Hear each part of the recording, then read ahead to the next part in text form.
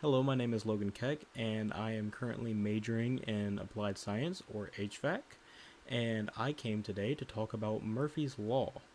That was a big life lesson of mine within the last spring semester.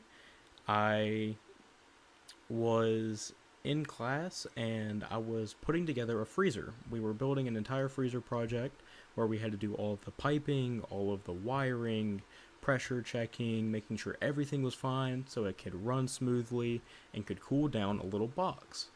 Now, the only issue with that is that the life lesson was Murphy's Law. So anything that can go wrong will go wrong, and something definitely did.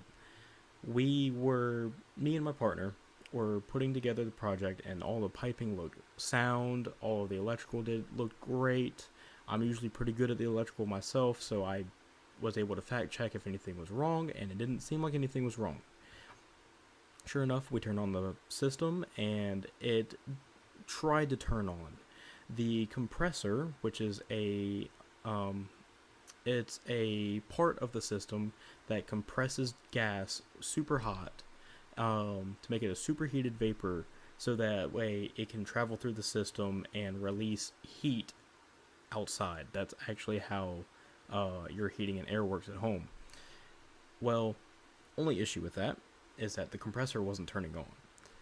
Well, it was for around 10 seconds and then it was shutting off, which in general time it should stay on at least until the cooler is either cooled down to the specified temperature you want it to be at or for a certain amount of time.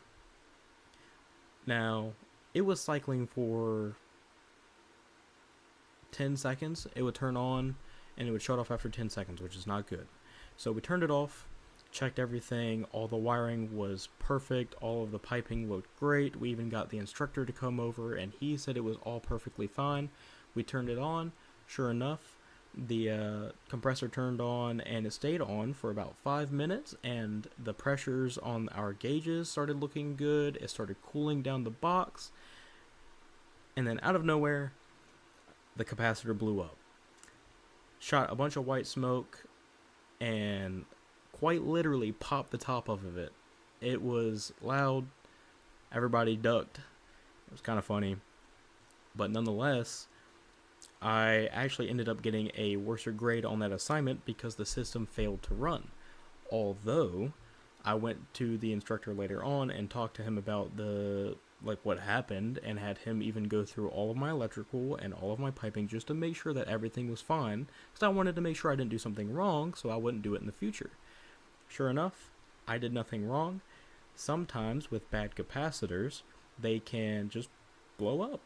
And there was nothing I could have done about it. It was just an old bad capacitor, but I still ended up getting a worse grade on the project because of the fact that it didn't run.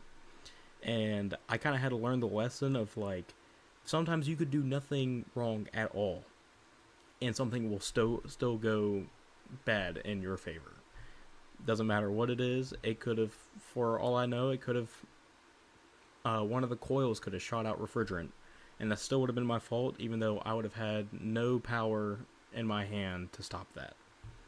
But yeah, that's what my life lesson was within the last year. Sometimes you just can't stop what happens.